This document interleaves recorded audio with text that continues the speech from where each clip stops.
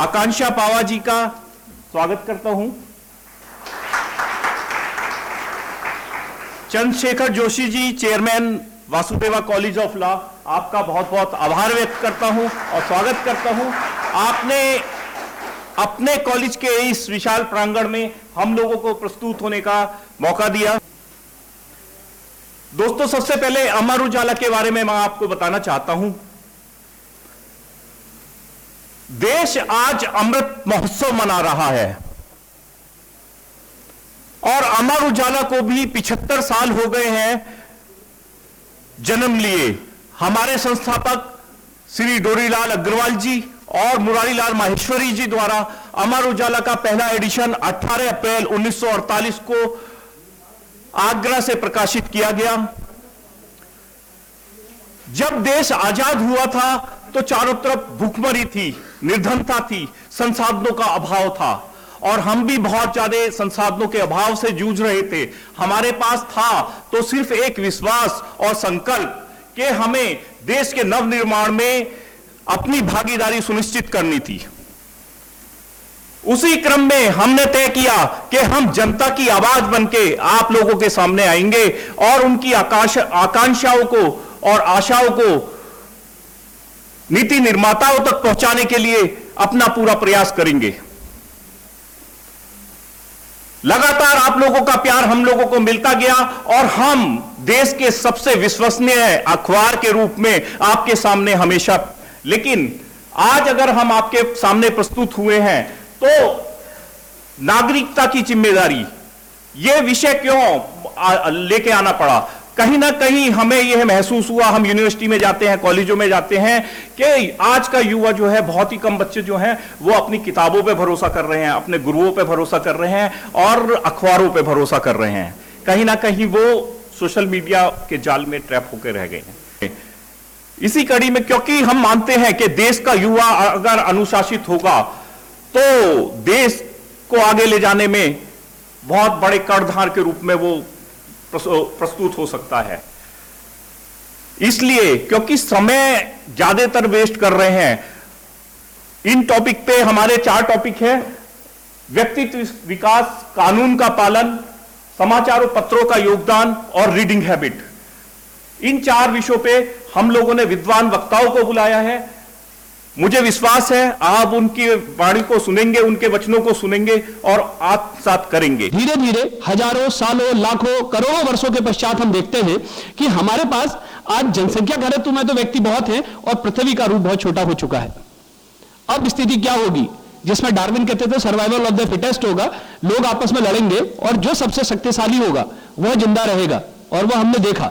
Darwin का जो example था वो था जिराफ के ऊपर, कि धरती में जितनी घास थी वो सब खत्म हो चुकी है, सारे जानवर मर रहे हैं। तो उसने कहा, जिराफ ने जो है पेड़ों के ऊपर की पत्तियों को खाना शुरू किया और धीरे धीरे एक सतत विकास प्रक्रिया के बाद जिराफ की गर्दन इतनी ऊंची हो गई कि वो पेड़ों के ऊपर से खा सकता था। वह एक एग्जाम्पल था, इसलिए कि सर्वाइवल ऑफ द फिटेस्ट। अगर हम यहीं पर कहते हैं कि इस सतत विकास प्रक्रिया के अंतर्गत जब 2 व्यक्ति थे, 4 व्यक्ति थे या एक कबीला हुआ करता था और हमारे पास खाने के लिए नंबर ऑफ चीजें थी, लेकिन धीरे धीरे क्या होता है कि एक स्थिति ऐसी आएगी कि जहां पर नंबर ऑफ लोग तो बहुत ज्यादा हैं लेकिन खाने के लिए हमारे पास संसाधन बहुत कम है। अब स्थिति क्या होगी? फिर वही सर्वाइवल ऑफ द फिटेस्ट। तो अब कौन जिंदा रहेगा? क्या वही व्यक्ति पृथ्वी में जिंदा रहे जो सबसे शक्तिशाली थे? जितने कमजोर व्यक्ति थे, क्या सबका नाश हो गया, सब खत्म हो गए? तो कहते हैं नहीं, ऐसा नहीं हुआ। यहां पर से लोगों ने एकजुट होना शुरू किया। कुछ लोग मिले होंगे, कबीले बने, एक को अपना नेता चुना। तो पहली बार हमारे पास एक लीडर आया। उस लीडर को अब क्या होगा कि कहीं से एक जानवर आता है या कोई संसाधनों का अगर उपयोग करना है तो कैसे हो सकता है, उसका हमें आदेशों का पालन करना होगा। तो उसको हमने क्या दिए? कुछ अधिकार, और अपने क्या बांटे? साथ में कुछ कर्तव्य, ड्यूटी। वो ड्यूटी कैसी होती थी? ये हमेशा, जैसे हम लोग पढ़ते हैं, जो लोग जूरिस्प्रूडेंस पढ़ चुके होंगे वो देखते होंगे, हॉयफील्ड का एक चार्ट पड़ेगा कि राइट्स एंड ड्यूटीज जो आएंगी वो एक दूसरे के अपोजिट काम करती हैं। कि जो मेरा अधिकार होगा वो आपका कर्तव्य होगा, जो आपका कर्तव्य होगा वो ऑलरेडी जो है मेरा अधिकार हो जाएगा। कैसे? आप स्कूल में आते हैं, आप कॉलेज में आए थे, अध्यापन करना, अच्छे टीचर देना, आपकी क्लासें रेगुलेट कराना, यह मेरी ड्यूटी है। आपको अच्छी एजुकेशन मिलनी चाहिए, यह आपका अधिकार है।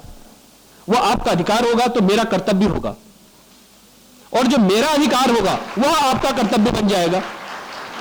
तो यहां पर से जब हम देखते हैं कि अधिकार और कर्तव्य पैदा होंगे, अधिकार और कर्तव्य जब एक दूसरे के अपोजिट चलते रहे, तो वहां एक हम लोगों ने उसकी एक परंपरा देखी कि किस तरीके से कबीले पे बना।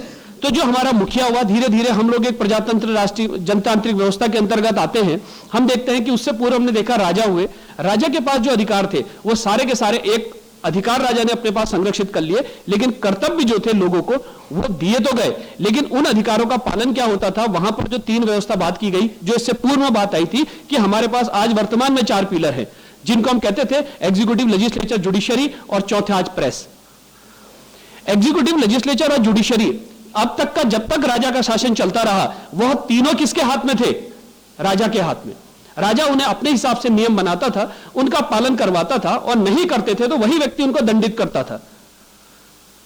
सर ने कहा कि एक लंबी व्यवस्था आती रही, हम उसको देखते रहे।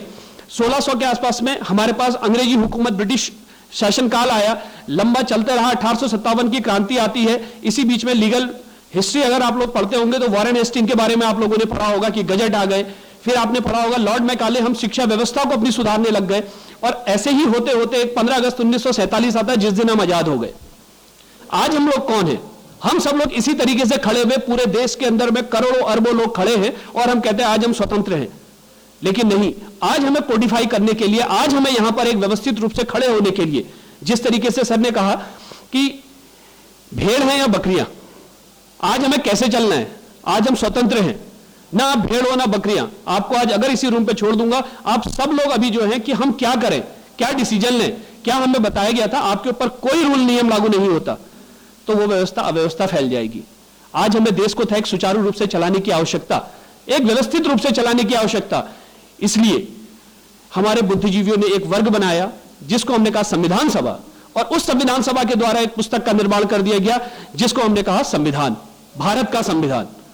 अब उस भारत के संविधान में हम आते हैं तो हम बात करते हैं उसकी प्रस्तावना से, जहां वो कहती थी कि हम भारत के लोग भारत को एक संपूर्ण प्रभुत्व संपन्न समाजवादी पंथ निरपेक्ष लोकतंत्रात्मक गणराज्य बनाने के लिए तथा उसके समस्त नागरिकों को सामाजिक, आर्थिक, राजनीतिक न्याय, विचार, अभिव्यक्ति, विश्वास, धर्म और उपासना की स्वतंत्रता और प्रतिष्ठा और अवसर की समता प्राप्त कराने के लिए हम लोग यहां पर उपस्थित हैं। आज हम लोगों को सबको संगठित किया, सबको हमने कोडिफाई किया और सबको बताया कि क्या क्या आपके अधिकार है।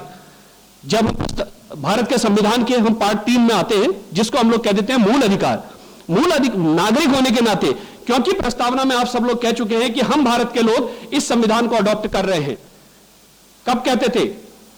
15 अगस्त 1947 देश आजाद हुआ, 2 साल 11 माह का समय लगा। 26 नवंबर 1949 को हम लोगों ने उस संविधान को, हम भारत के लोगों ने आत्मसात कर लिया। अब हम लोग संविधान को मानने को बाध्य हैं, लेकिन किस लिए? क्या सिर्फ मूल अधिकारों के लिए? अपने अधिकारों के प्रति प्रत्येक व्यक्ति जागरूक है। आज आवश्यकता थी हमें अपने कर्तव्यों को प्रति जागरूक होने की। इसीलिए जब भारत का मूल संविधान बना तो किसी भी कारण से रहा हो, लेकिन मूल कर्तव्य का चैप्टर उसके अंदर समाहित नहीं था, सिर्फ मूल अधिकारों के बारे में बात की गई है।